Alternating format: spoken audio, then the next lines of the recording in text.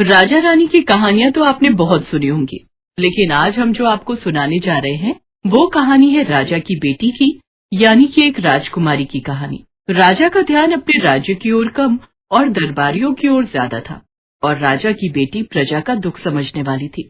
तो चलिए देखते हैं राजा की बेटी की कहानी। विजयगढ़ नाम का एक राज्य था, जहाँ सूर्य प्रताप नाम का एक राजा राज करता था। राजा के राज में सब कुछ अच्छा चल रहा था, अन्न धन सब कुछ पर्याप्त था और प्रजा खुशहाल थी। लेकिन राजा अपने राज्य की ओर से बहुत लापरवाह था। वो सिर्फ मंत्री और दरबारियों की ही सुनता। राजा की एक बेटी थी जिसका नाम था मधुमिता। मधुमिता को राजपाट के कामों में बहुत रुचि थी। एक दिन मधुमिता राजा के पास आई और बोली, प्रणाम पिताजी। कहो बेटी, कैसे आना हुआ? पिताजी, मुझे आपसे कुछ कहना है। अवश्य कहो बेटी, तुम्हें क्या कहना है?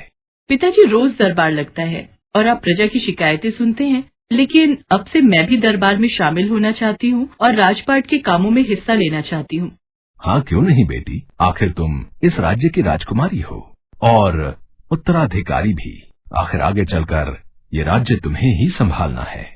राजा की आज्ञा पाकर उसी दिन से मधुमिता दरबार में शामिल होने लगी और राजपाट के कामों में हिस्सा लेने लगी। रानी भी इस बात से बहुत खुश थी। एक बार राज्य में बहुत भयानक सूखा पड़ गया। बारिश नहीं हुई, जिसके कारण खेतों में फसल की पैदावार नहीं हुई। राज्य में अकाल जैसे हालात पैदा हो गए थे। मंत्री, राज्य में अकाल जैसी स्थिति हो गई है।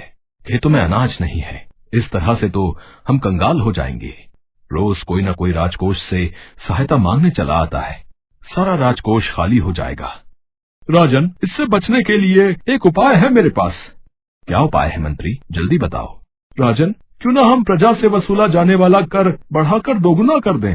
ज्यादा कर आने से राजकोष में धन की कमी नहीं होगी। ठीक है, आज से कर दोगुना कर दिया जाए।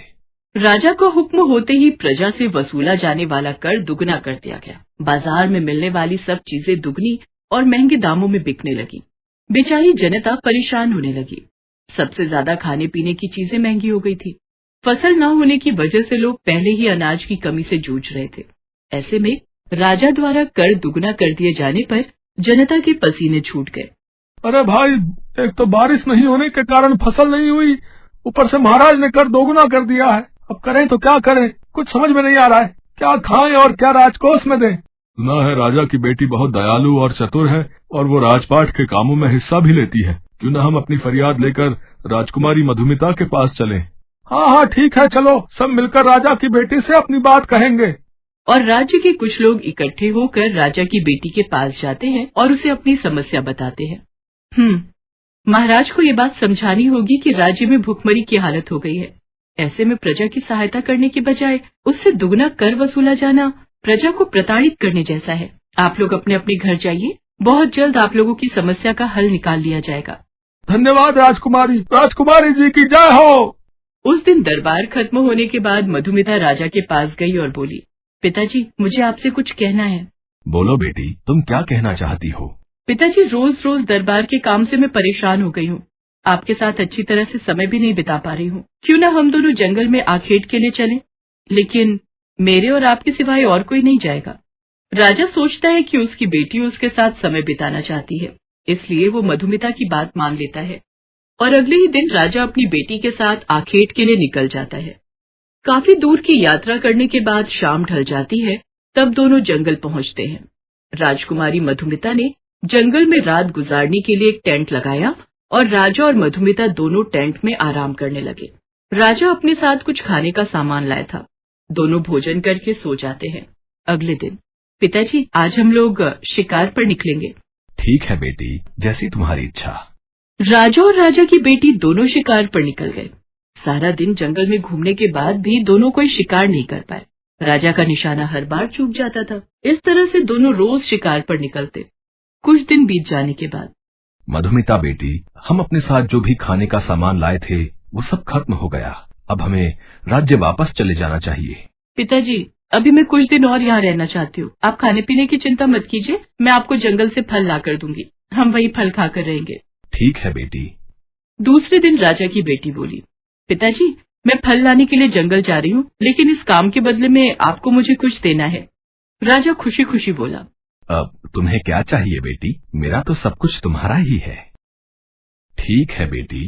अब राजा की बेटी मधुमिता ने उस दिन राजा को एक फल ला कर दिया और राजा ने उसके बदले में उसे एक स्वर्ण मुद्रा दी। दूसरे दिन राजा की बेटी ने राजा को फिर एक फल ला कर दिया, लेकिन राजा को उसे 2 स्वर्ण मुद्राएं देनी पड़ी। तीसरे दिन राजा की बेटी ने राजा को फिर एक फल ला कर दिया, लेकिन राजा को उसे 4 स्वर्ण मुद्राएं देनी पड़ी। इस तरह से राजा हर बार उसे दुगनी स्वर्ण मुद्राएं देता। धीरे धीरे राजा के पास अब स्वर्ण मुद्राएं खत्म हो गईं। बेटी, अब मेरे पास सारी स्वर्ण मुद्राएं खत्म हो चुकी हैं। अब हमें राज्य चलना चाहिए। अभी नहीं पिताजी, अभी तो आपके पास गहने बचे हैं जो आपने पहने हुए हैं। आप अब स्वर्ण मुद्राओं के बदले मुझे गहना देना और फिर हर बार उसका दुगना गहना देना। ठीक है बेटी। इस तरह से राजा की बेटी ने जब राजा को फल ला कर दिया तो राजा ने उसे अपनी एक अंगूठी दे दी। उसके बाद दूसरे दिन राजा ने अपनी बेटी को 2 अंगूठियां दे दी। तीसरे दिन राजा ने अपनी बेटी को 1 अंगूठी, 1 हार और 2 कान के कुंडल दे दिए। धीरे धीरे करके राजा ने अपने सारे गहने अपनी बेटी को दे दिए। अब राजा के पास कपड़ों के अलावा कुछ नहीं बचा था। राजा अपनी बेटी से बोला, बस अब बहुत हो गया। तुमने तो मुझे गरीब बना दिया। मेरे पास अब तुम्हें देने के लिए कुछ नहीं है। ऐसे जीने से तो मर जाना अच्छा है। तुम मुझे मूर्ख बना रही हो। भूख के मारे मैं कमजोर हो गया हूँ। ऊपर से तुमने मेरा सारा धन भी ले लिया है। अपने पिता को क्रोधित होता देखकर राजा की बेटी मधुमिता बोली, पिताजी, आपकी सारी स्वर्ण मुद्राएं और गहने चले गए तो आप इतना क्रोधित हो रहे हैं। क्या आपने अपनी प्रजा के बारे में सोचा है कि आपकी प्रजा पर क्या बीत रही है? आपके राज्य में चारों तरफ भुखमरी फैल रही है और ऐसे में प्रजा की सहायता करने की बजाय आप राजकोष को भरने के लिए प्रजा से दुगना कर वसूल रहे हैं। प्रजा के पास तो इतना धन भी नहीं है कि वो आपको दे सके। एक राजा का कर्तव्य होता है कि वो प्रजा की रक्षा करे, लेकिन मंत्री और अन्य दरबारियों की बात में आकर आप खुद अपनी प्रजा के भक्षक बन गए हैं। मैं आपको इस जंगल में लेकर इसीलिए आई हूँ ताकि आपको यहाँ भूख और गरीबी का एहसास हो, क्योंकि आपकी प्रजा भी भूख और गरीबी से जूझ रही है। अपनी बेटी की बात सुनकर राजा की आंखें खुल जाती हैं। उसे अपने किए पर पछतावा होने लगता है। मुझे माफ कर दो बेटी, आज तुमने मेरी आंखें खोल दी हैं। पिताजी, हम आज ही अपने राज्य चलेंगे।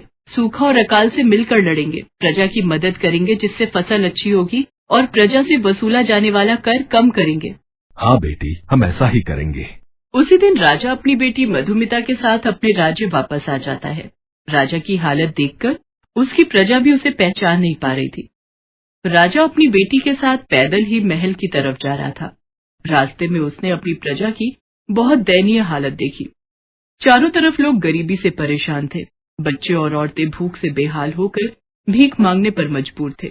महल आकर राजा की बेटी मधुमिता ने मंत्री को आदेश दिया, मंत्री जी, पूरे राज्य में घूम घूम कर कुआं खुदवाया जाए और उसी कुएं का पानी खेतों तक पहुंचाने की व्यवस्था की जाए। अन्नकोष में जमा किया हुआ अन्न क्या सड़ाने के लिए है?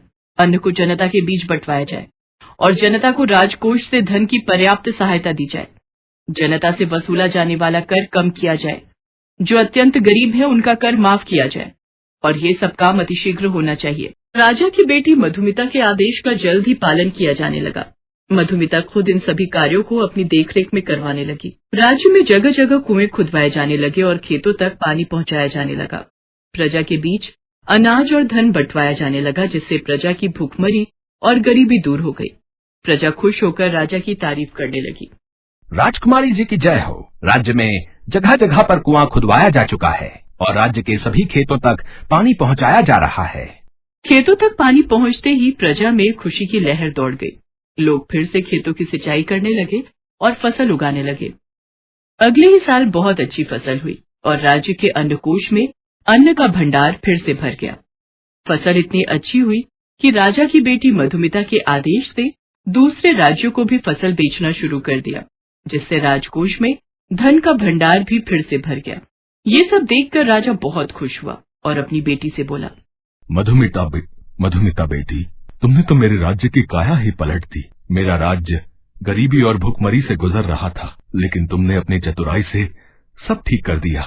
पिताजी, अगर किसी राज्य का राजा ही कमजोर पड़ जाए तो सबसे पहले उसके अपने ही दुश्मन बन जाते हैं और ऐसे में पड़ोसी राज्य भी मौके का फायदा उठाकर हम पर आक्रमण कर सकते थे। इसलिए एक राजा को अपना कर्तव्य का पालन खुद करना चाहिए और राजा का कर्तव्य है उसके राज्य और प्रजा की रक्षा करना और उसके हित में काम करना। बेटी मधुमिता, तुम बहुत समझदार और गुणवान हो। मुझे लगता है कि अब इस राज्य की जिम्मेदारी तुम्हें संभाल लेनी चाहिए। और राजा अपनी बेटी मधुमिता को राजपाट सौंप देता है। प्रजा भी मधुमिता को अपने राजा के रूप में पाकर बहुत खुश थी। मंत्री और दरबारियों को न चाहते हुए भी मधुमिता के आदेशों का पालन करना पड़ता था। मधुमिता के नेतृत्व में राज्य में खुशहाली थी।